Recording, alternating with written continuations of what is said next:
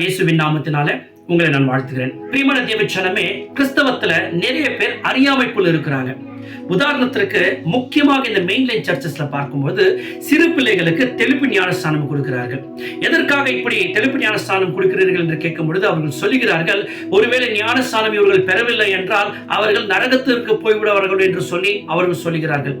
தேவராஜ்யத்திற்கு போக வேண்டும், அதற்காக தான் ஞானஸ்தானம் கொடுக்கிறோம் என்று சொல்லுகிறார்கள். பாருங்க, தேவராஜ்யத்திற்கு ஒரே ஒரு வழி, நம் ஆண்டவராகிய இயேசு கிறிஸ்துவை நாம் விசுவாசிப்பது மாத்திரம்தான்.